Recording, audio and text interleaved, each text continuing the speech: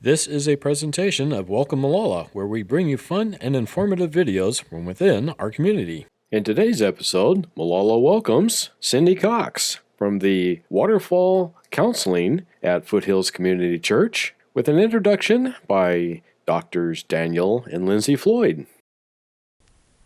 Hey again, everybody. This is Dr. Floyd from Floyd Family Orthodontics, and this again is my wife, Dr. Lindsay, and we're really excited to bring to you today the next installment of our video series talking about the 5 key elements of health.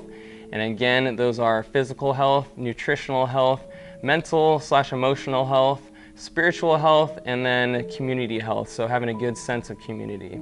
So today we're going to have Cindy from Foothills Community Church, and she's going to talk to you today about emotional and mental health. And so I can't wait to hear what she has to say. Enjoy. Hi, I'm Cindy Cox. I am a licensed professional counselor intern. I am at Waterfall Counseling at Foothills Community Church, and today we're going to talk about mental health. It just so happens that May is Mental Health Month, and you might wonder, why is mental health important? Why should we be concerned about it? And the fact is that while only 1 in 5 Americans are impacted by mental health issues, everyone at some point in their life has an experience with a mental health challenge. Mental health is essential to everyone's overall health and their well-being, and mental illness, people think that they're like a life sentence, but they're common and they're treatable. So in our society, so many times we're taught to hide our feelings, to not show them, but for mental health it's really important to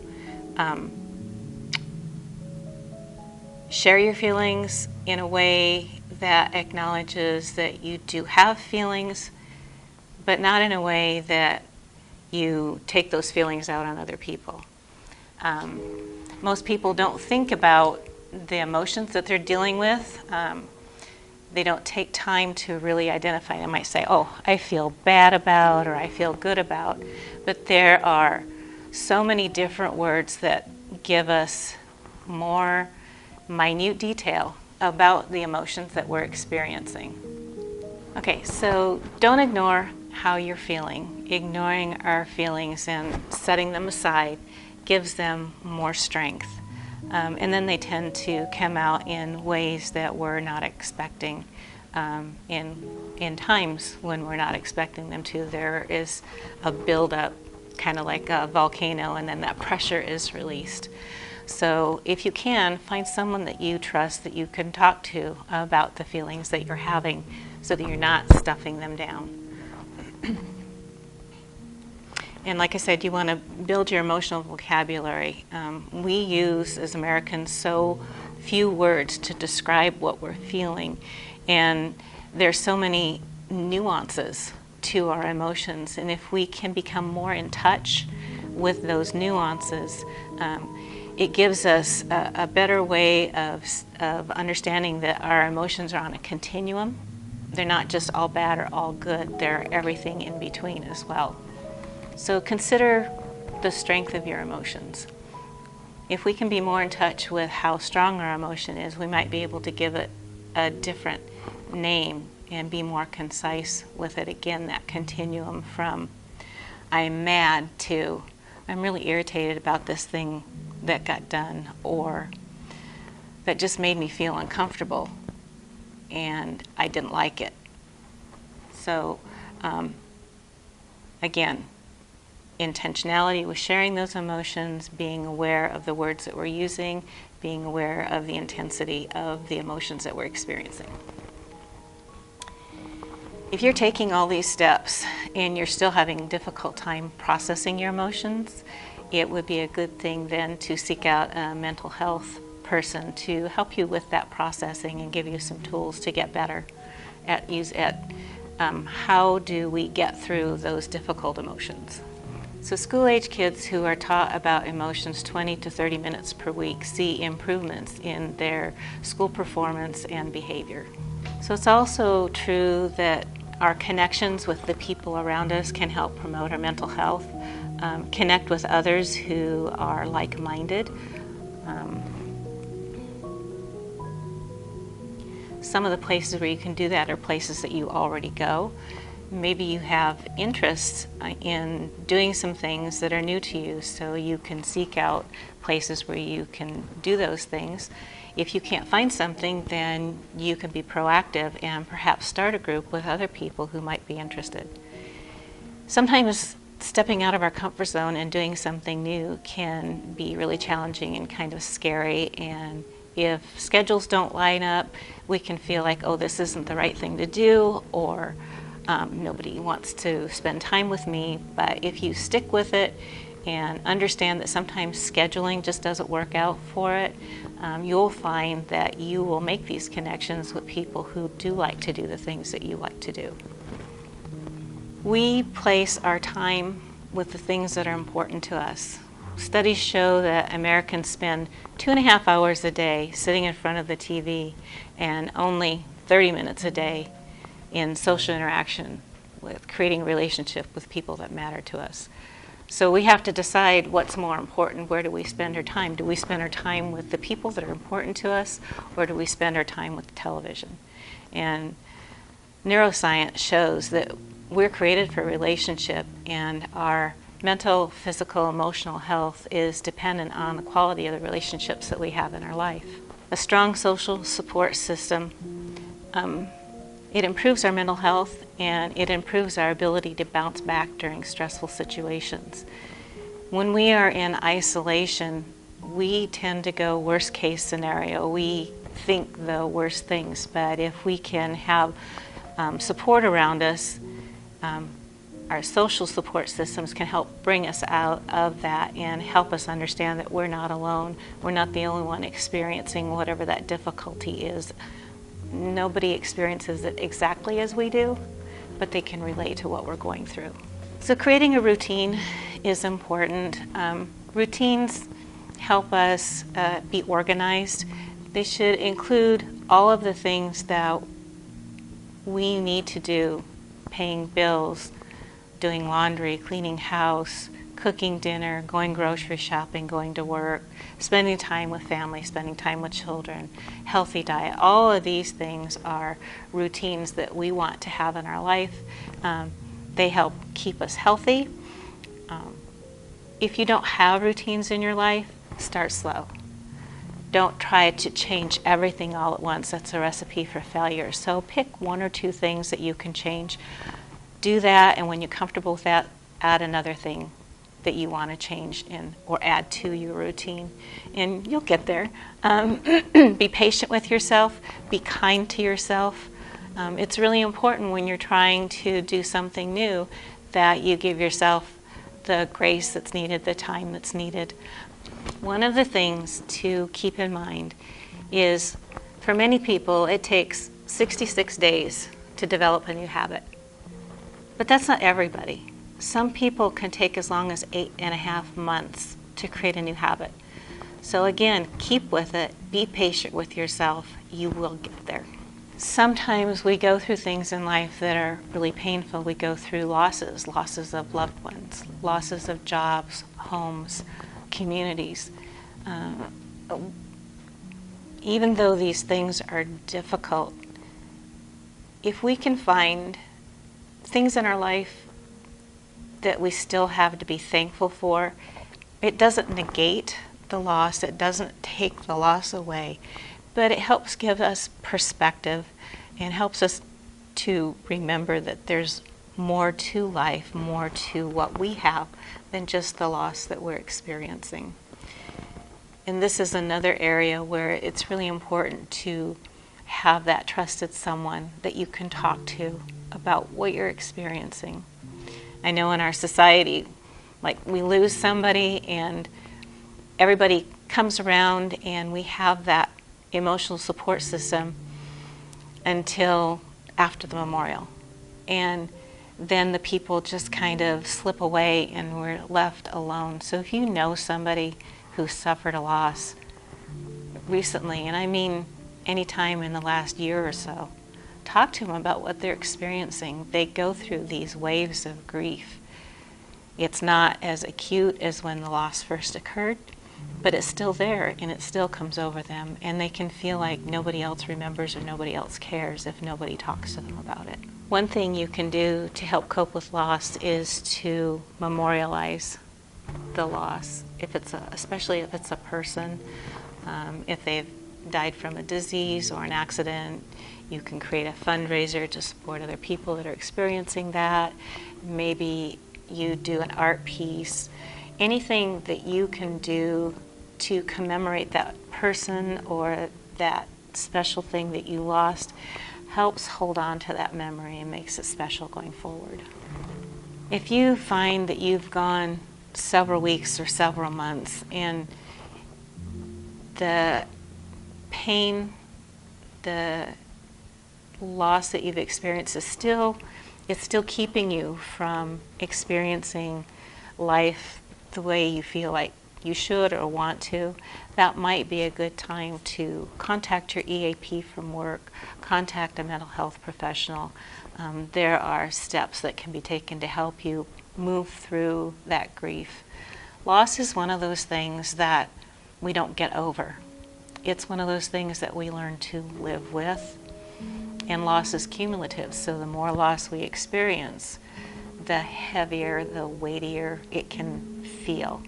And sometimes if we experience a lot of loss at once, it's really helpful to have a professional, somebody who's experienced with dealing with grief and loss, to help us work through those feelings that we're stuck in. Another thing to keep in mind is that 60% of people have experienced a major loss in the last 3 years.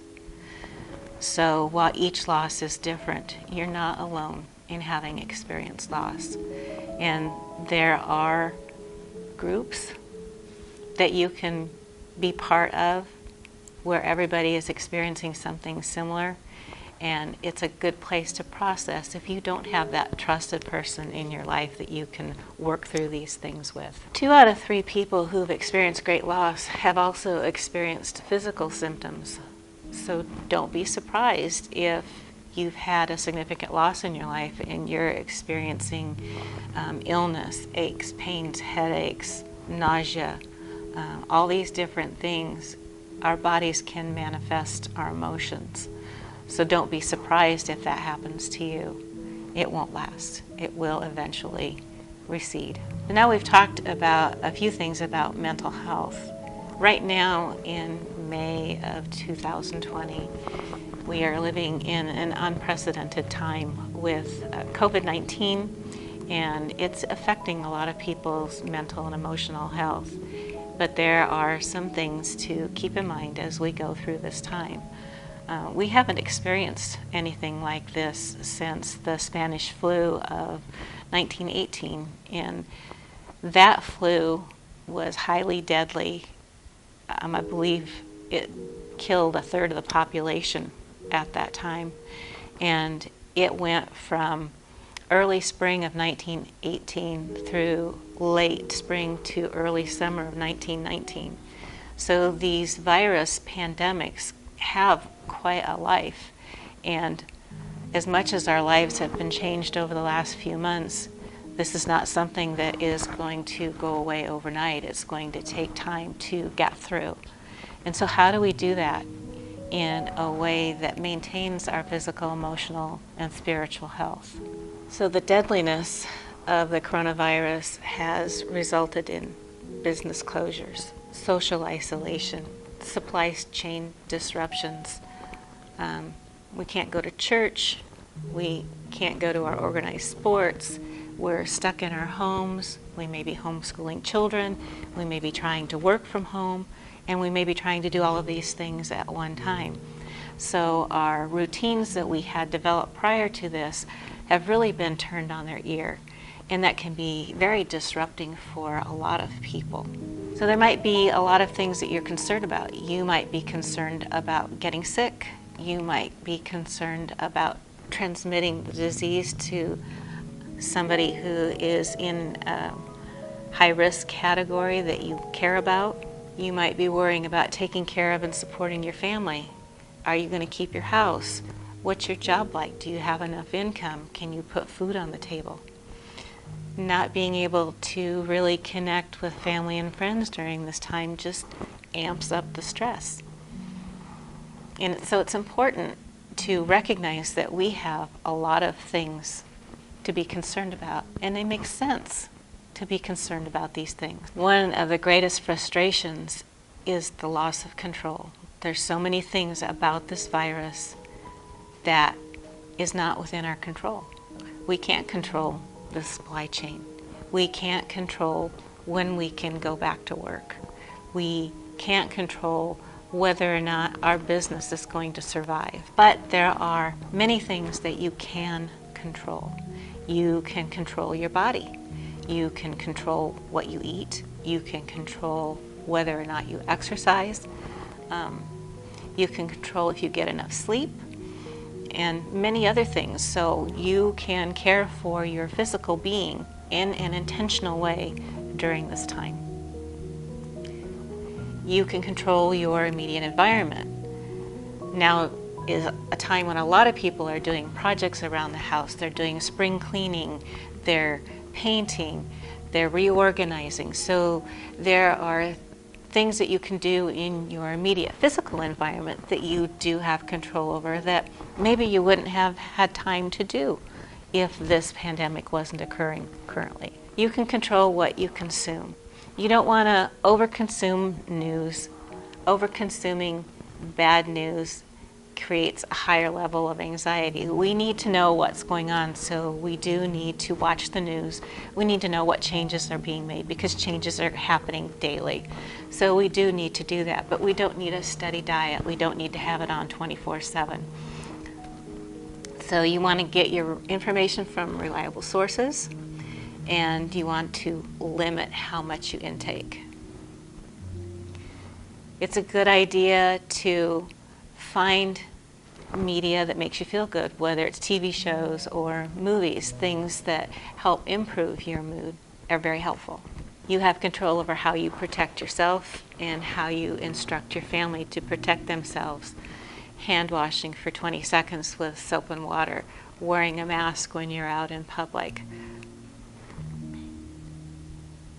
avoiding touching your face, your eyes, your nose, your mouth with your hands without having first washed them.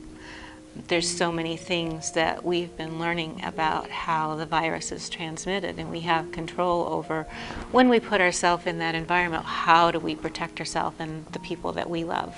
It's normal to experience anxiety in times of crisis or stress, but people who already have anxiety have just that increased higher level of anxiety when things like this happen. And so what do we watch for? Some of the things to be aware of are uncontrolled worry or dread, stomach or digestive problems, and trouble with clarity of thought. We can get so overwhelmed with our anxiety that we find we don't think clearly. We can experience problems with sleep, either falling asleep or staying asleep. We can experience difficulties with irritability or restlessness, and we can also experience increased heart rate. These are all indicative of our anxiety level going up. So there are small things that we can do while we're social distancing and in quarantine that can reduce our levels of anxiety. You can ask someone to be your support buddy. You can call, you can text, you could FaceTime, you could find another video media. There's Zoom, there's Skype, there's many different digital media where you can actually have these face-to-face conversations, even though you can't be in person face-to-face. And no, I know they're not quite the same, but they're a good substitute. A good way to improve your overall health is to exercise. And you can exercise at home. You can go for walks outside as long as you're social distancing.